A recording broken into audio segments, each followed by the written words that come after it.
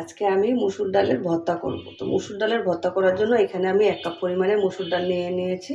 তো মুসুর ডালটাকে আমি ভালোভাবে ধুয়ে নিয়েছি। তো এখন আমি ডালটা সিদ্ধ হওয়ার জন্য এখানে পানি দিয়ে দেব। এখানে আমি সামান্য পরিমাণে হলুদের গুঁড়া দিয়ে দিলাম, 5-6টা আমি কাঁচামরিচ দিয়ে দিলাম, কয়েক কোয়া আস্ত রসুন দিয়ে দিলাম, সামান্য পরিমাণে লবণ দিয়ে দিলাম। তো ভালোভাবে নেড়েচেড়ে আমি গ্যাসের চুলাটা অন করে দেব। তো আমি এখন একটা ঢাকনা দিয়ে দেবো ভালোভাবে ডালটা সিদ্ধ হয়ে যাওয়ার জন্য। ফিরে আসছি ডাল সিদ্ধ হওয়ার পরে।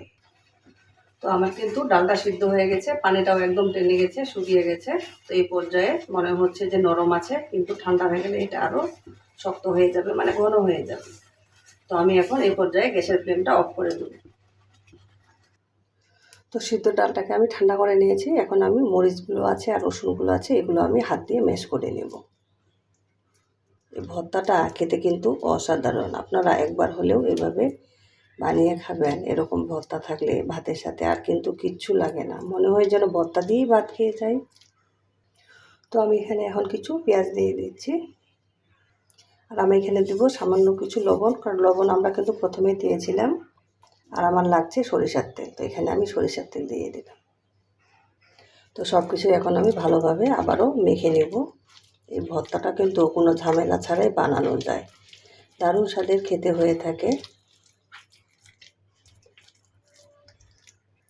তো আপনারা লবণটা চেক করে নেবেন, লবণ ঠিক আছে কিনা। এরকম দারুণ স্বাদের ভর্তা হলে কিন্তু গরম ভাতের সাথে একদম জমে যাবে। তো কে কে এরকম ভর্তা পছন্দ করেন অবশ্যই কমেন্ট করে জানাবেন। তো আশা করছি আজকের এই ভর্তার রেসিপিটা আপনাদের ভালো লাগবে। তো আজকের এই ভর্তার রেসিপিটা যদি ভালো লেগে থাকে লাইক দিবেন, কমেন্ট করবেন। আপনাদের সুন্দর একটা কমেন্ট উৎসাহ দেয়। তো আমার চ্যানেলটিকে সাবস্ক্রাইব করে আমার পাশে থাকবেন। সবাই ভালো থাকবেন। আসসালামু আলাইকুম।